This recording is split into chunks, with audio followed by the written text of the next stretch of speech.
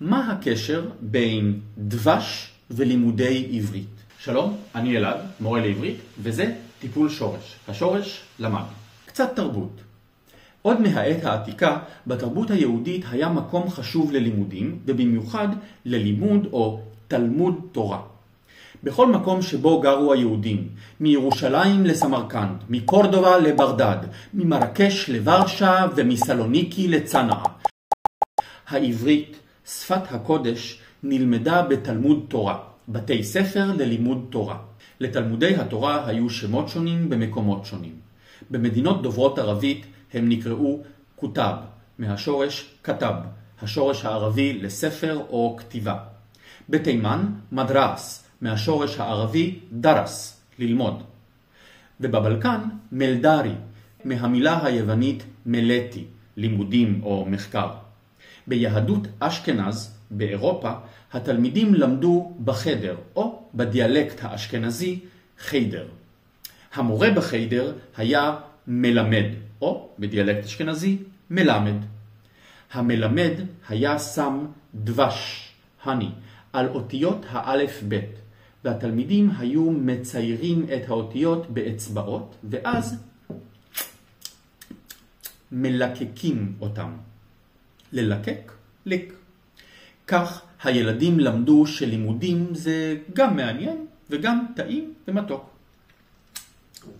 לפעמים התלמידים למדו גם מתמטיקה ואת שפות המקום שבו חיו, אבל תמיד נלמדו לימודי קודש. בארצות האסלאם ליהודים בדרך כלל הייתה אפשרות ללמוד אצל המוסלמים פילוסופיה, מתמטיקה או רפואה. אבל באירופה רק במאה ה-19 התחילו יהודים לצאת מהכפרים ומהקהילות היהודיות וללמוד שפות, פילוסופיה ומדעים באוניברסיטאות הגדולות של אירופה.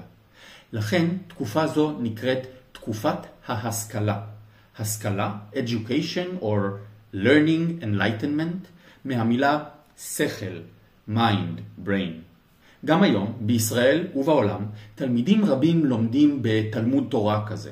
בחלק מבתי הספר האלה לא מלמדים את התלמידים מתמטיקה או אנגלית, ויש הרבה מתח פוליטי סביב הנושא, מכיוון שאחרי שהתלמידים מסיימים את חוק לימודיהם, כלומר גומרים את בית הספר, הם לא יכולים לקבל השכלה אקדמית, והם צריכים לבחור בין התלמדות במקצועות טכניים לבין המשך לימוד תורה כדי להיות תלמיד חכם, רב גדול ומלומד. אפשר ללמד עליהם זכות, לתת להם קרדיט, לומר מילים טובות. מנקודת המבט שלהם, הם שומרים על המסורת היהודית הלמדנית. אבל מי שרוצה להמשיך ללימודים באוניברסיטה, לקבל השכלה גבוהה ולבנות מקצוע וקריירה, לומד על בשרו, כלומר בבשר שלו, בגוף שלו, בדרך הקשה, כמה קשה לאדם ללמוד בעצמו בגיל מבוגר. החומרים הנלמדים בתלמודי תורה ובישיבות הם בעיקר תורה, משנה ותלמוד.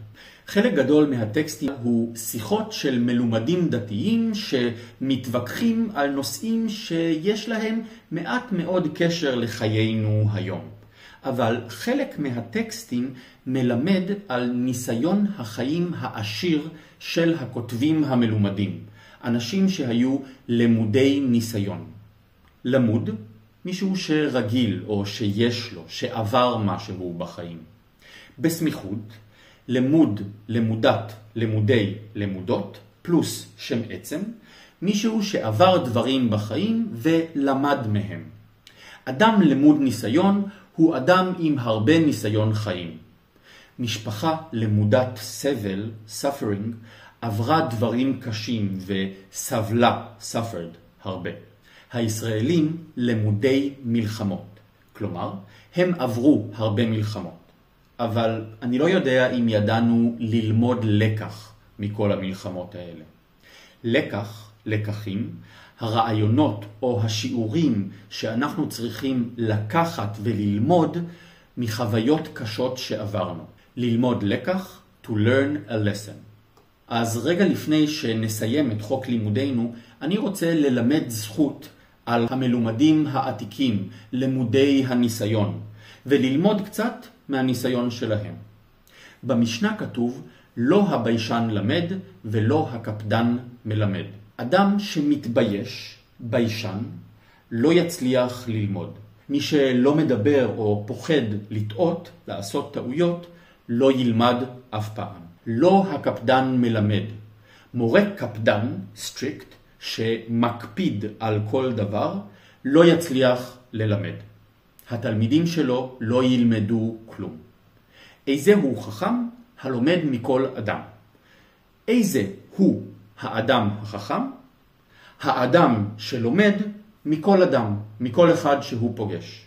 בספר תהילים כתוב, מכל מלמדי השכלתי. להשכיל, כמו תקופת ההשכלה או השכלה אקדמית, ללמוד, להיות חכם יותר. מכל מלמדי השכלתי, מכל האנשים שלימדו אותי, המלמדים שלי, רעים וטובים, השכלתי, הייתי חכם יותר. בהצלחה בלימודי העברית, ותזכרו, אם תלמדו, תצליחו. סבבה?